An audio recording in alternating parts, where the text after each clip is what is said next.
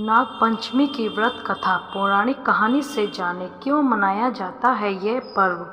यह हर साल सावन मास के शुक्ल पक्ष की पंचमी तिथि को मनाई जाती है। ऐसा कहा जाता है कि नागों की पूजा करने से भोलेनाथ भी बहुत प्रसन्न होते हैं। इनकी पूजा आराधना करने से न केवल सर्प दोष से मुक्ति मिलती है बल्कि सभी मनोकामनाएं भी शीघ्र पूर्ण होती हैं। यदि आप भी नाग पंचमी का व्रत करने की सोच रहे हैं तो पूजा में इस कथा को जरूर पढ़ें। मान्यताओं के अनुसार इस कथा को पढ़ने से नाग देवता जल्द प्रसन्न हो जाते हैं। पौराणिक कथा के अनुसार एक राजा के 7 पुत्र थे। उन सभी के विवाह हो चुके थे।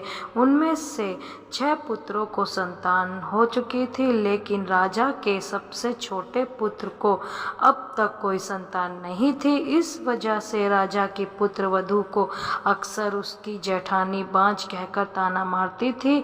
यह सुनकर राजा की पुत्र वधू बहुत दुखी रहती थी। एक दिन उसने अपने पति से कहा, दुनिया मुझे बांझ कहकर पुकारती है। यह सुनकर उसके पति ने कहा, तुम इस पर बिल्कुल ध्यान ना दो, तुम अपनी दुनिया में प्रसन्न रहो। पति की बात सुनकर उसे सांत्वना मिली, लेकिन फिर भी लोगों की बातों को सुनकर वह अक्सर दुखी हो जाती थी। एक दिन नाग पंचमी का पर्व आ गया। चौथे की रात को राजा की पुत्र वधू को सपने में 5 नाग दिखाई दिए। उनमें से एक नाग ने उससे कहा, हे पुत्री, कल नाग पंचमी है, तू अगर हमारा पूजन करेगी तो तुझे पुत्र रत्न की प्राप्ति होगी। यह सुनकर राजा की पुत्र वधू बहुत प्रसन्न हुई और उसने अपने पति से जाकर सारी बात कही।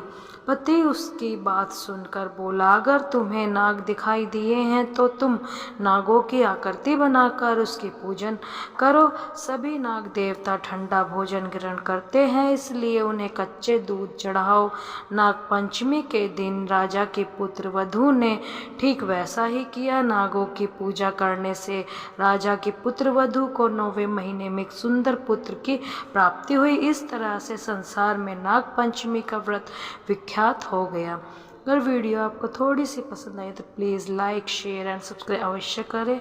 जय शिव शक्ति।